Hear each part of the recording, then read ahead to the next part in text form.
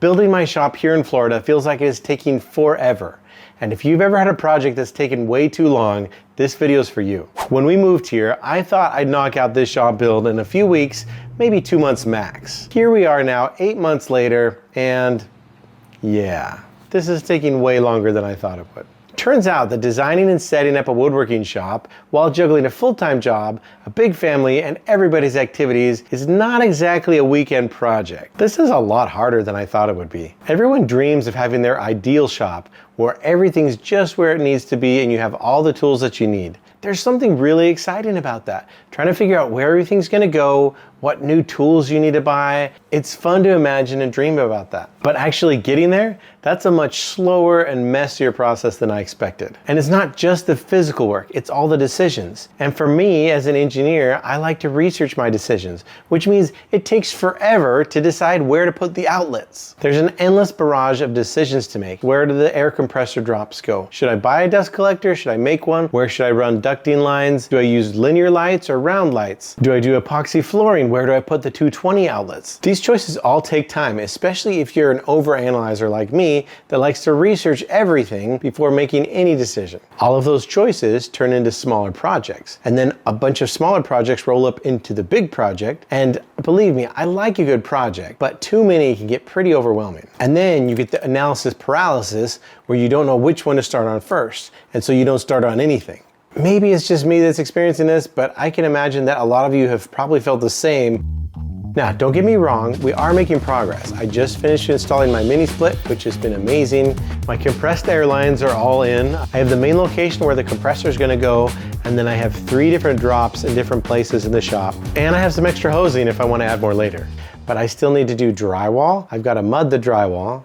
I've got to prime and paint it. I have to insulate the shop. I have to test my air lines for leaks. I need to run my lighting wires in the boxes where they need to go. I need to move a couple outlets. I need to install the French cleat wall. I want to do an accent wall in the back here. I need to put up some more lumber racks, and I've got a whole bunch of other things I want to do. For most of us though, we can't spend all day trying to solve these decisions and resolve issues in the shop because we all have real life. And honestly, I've had to accept the fact that life is not just gonna pause so I can get this all done. Between my engineering day job, my 5 kids with all their activities, and all of the home repair projects that we need to do that you have when you have a new house, or frankly with any house, the time that I get in the shop can get pretty limited. Some days I can get in 30 minutes or an hour, some days there's nothing at all. And sometimes I stay working out here too late and I have to pay for it the next morning. At first, I felt really bad about not putting time into my shop because I felt like I was failing at something that I really wanted to do. But I'm starting to realize that that's okay. Those moments, the ones outside the shop, are the ones that I'm not gonna get back.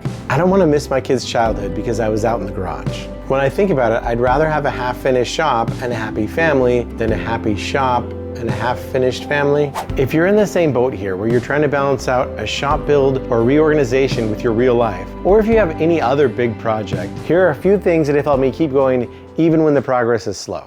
First of all, make small, realistic goals. Now this goes back to the old adage of how to eat an elephant. The answer is 1 bite at a time.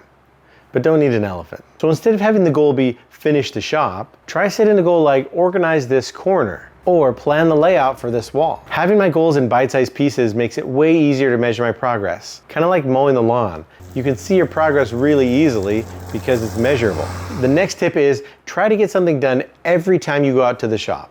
It doesn't have to be big. Maybe it's just install 1 outlet or organize this 1 drawer. Give yourself credit for this. It'll actually give you a feeling of accomplishment. I started measuring mine by how many boxes I unpacked. Even the small boxes count as a box unpacked. This 3rd one is a big one. Don't compare. This is tough sometimes when you see somebody else that has more money, more tools, more time, and that's fine. That's not your story. Your situation is different than everybody else's out there. You can't compare your middle to someone else's end. Your shop does not have to be Instagram ready on day 1 or month 8. It just has to work for you. Unrealistic expectations are just gonna make you frustrated. You can look at other people's shops to get inspiration and ideas, but don't compare yourself to them. Now, number 4 is another one that can be hard too. I'm calling it make a decision and put your phone down. Do the research, read product reviews, choose a product, and then make a decision and put your phone down and get to work. It's so easy to get distracted and overwhelmed and just want to retreat into some quick entertainment. But that doom scroll can quickly eat up all of your shop time, and then you have nothing to show for it. Unfortunately, this one is one that I've also learned the hard way. Number 5 is keep it fun. When it starts to feel like a chore, just step back for a minute and go build something small. Just enjoy the process again. Get back into that feeling of being creative.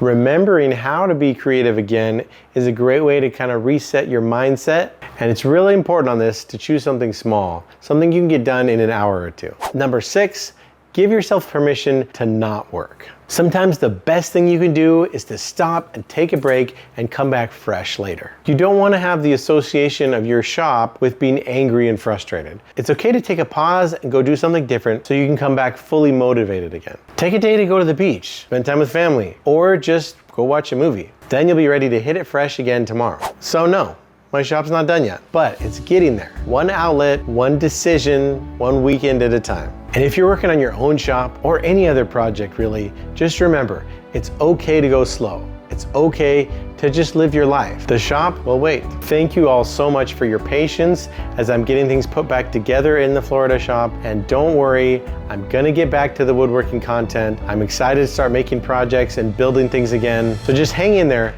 it's coming. Don't jump ship yet. Now, go build something and we'll see you next time.